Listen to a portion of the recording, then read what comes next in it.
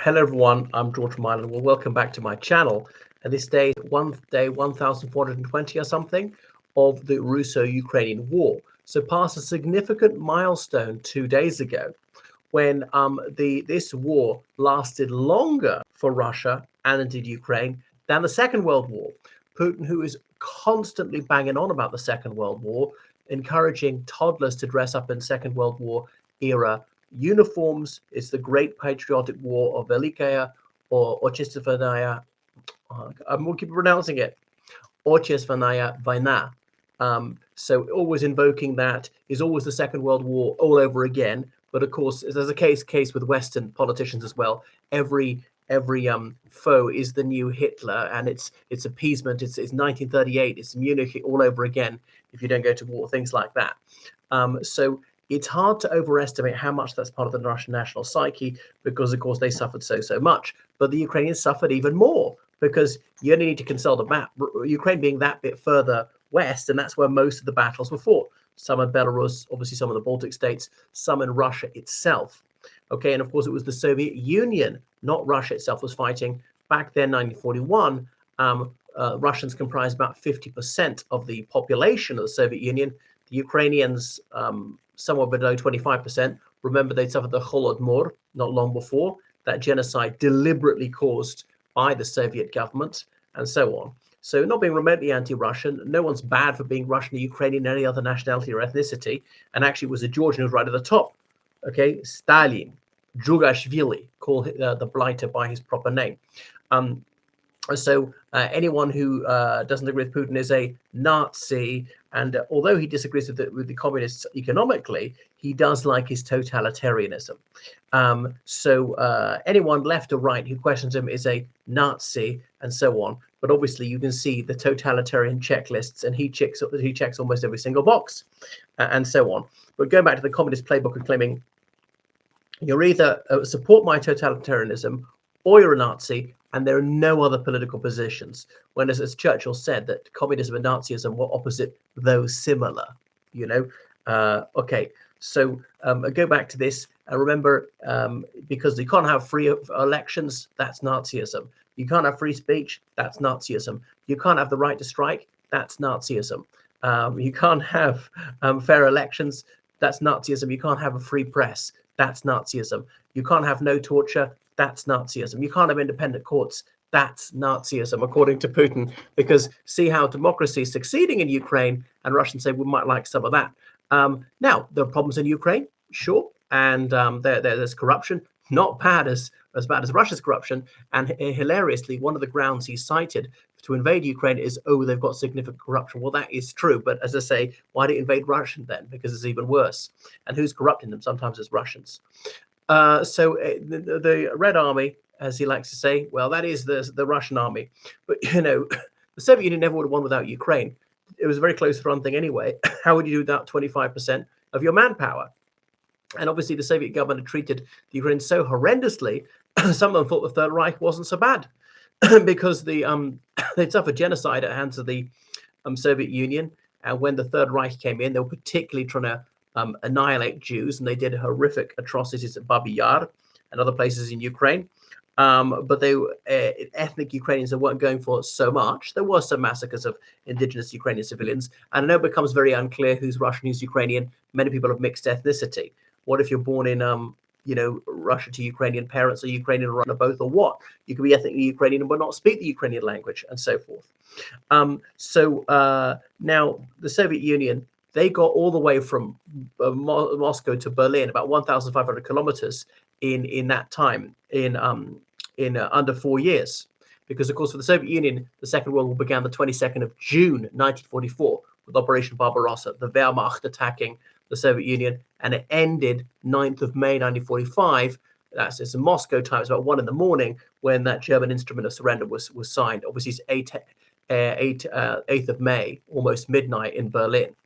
Of course, you could say, well, really, they invaded Poland in September 1939. That's true, but they don't count. That's part of the Second World War. Russia chooses to overlook the fact that it was a co-belligerent of Germany and started the Second World War along with Nazi Germany.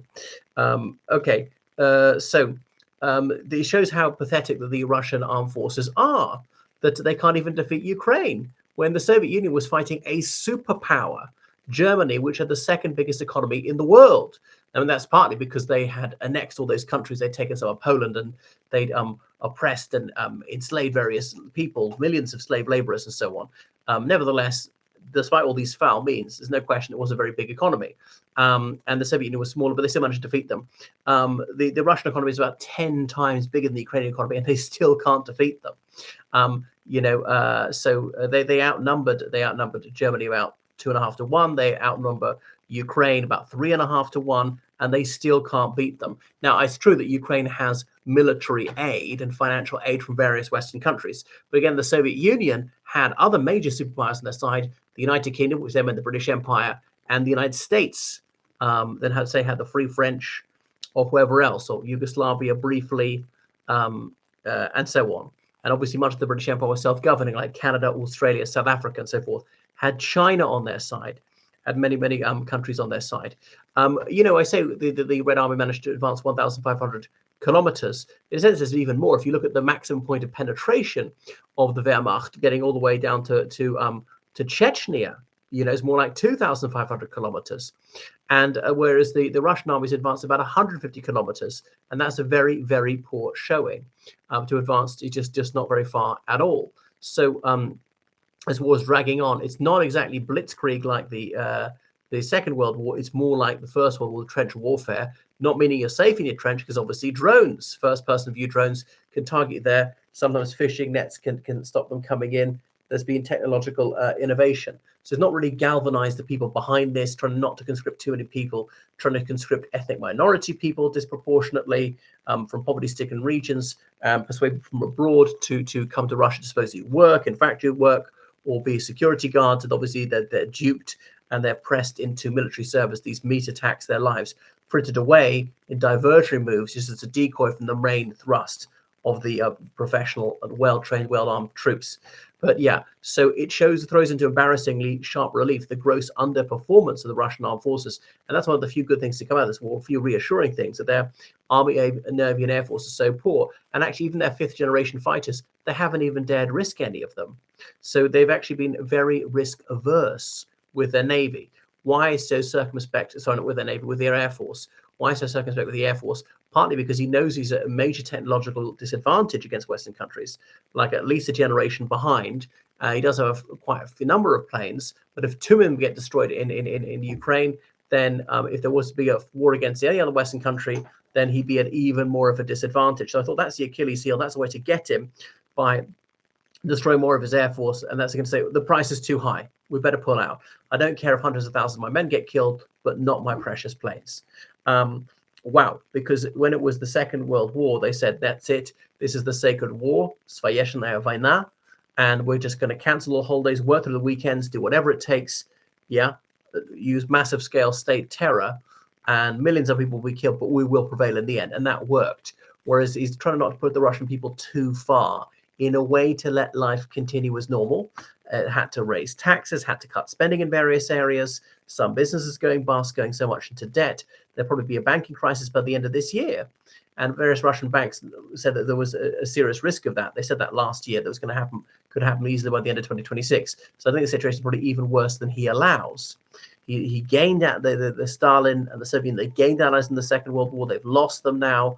Only 5 countries voted their way in the United Nations vote on this Ukraine war: Venezuela, Nicaragua, Eritrea, Belarus, and North Korea. And Iran. Make that 6. And obviously, the dictator of Venezuela has been taken out. Some of the others may be taken out. So their world has created. So that's it. Anyway, it is horrendous. It's a very lachrymose situation, and I regret almost every death. I realize that there are good people and bad people on both sides. You're not a bad person to have to be whatever nationality to be drafted into this war, to be befooled by the propaganda, to want to think the best of your country, and out of some sense of blind loyalty or some sort of fraternity with your comrades, whatever your doubts about the war, to go along with it, saying, okay, even if we are immoral, but I won't allow my country to lose, and so forth, or we'll just fight whilst I negotiate peace, and so on. It's true. Majority of Russians do want to negotiate, so they're not up for his maximalist aims. But I don't think Putin is. It's astonishing that he's still going for it. And he's played Donald Trump like a fool. Trump is even thicker than I thought. And that's really saying something. Here we are almost a year after his re-inauguration. And he still hasn't brought that ceasefire over the 24 hours. Putin has messed him around, has publicly humiliated him endlessly, while still paying lip service to the idea of parley, of a ceasefire. And Trump hasn't taken serious action. It's actually kind of the Iran situation in a way is a good thing for Trump, because that's distracting Trump's attention. Good thing for Putin that Trump's attention is distracted. Trump's inattention is notorious. And then obviously Trump might get sidetracked into things like Colombia, Nicaragua, Venezuela, anywhere, take his eye off the ball. Well, that is the situation. So this war could go on for even for another 5 years. I remember 2022 thinking it would last 10 weeks. And then 2023, I soon realized it would last into 2024. And 2024 realized it was going to last into 2026. I think it might end of this year. But, last year I began to realize 2025 is going to last into 2028, I would say, at least, even if it dials down to be a low-level conflict bubbling away between 2014 and 2022. That Donbass conflict was a limited conflict. That's maybe the best we can hope for in the short term. All right. Thanks very much for watching my channel. Make sure you subscribe on Patreon, donate PayPal, georgecallan7@gmail.com. Goodbye.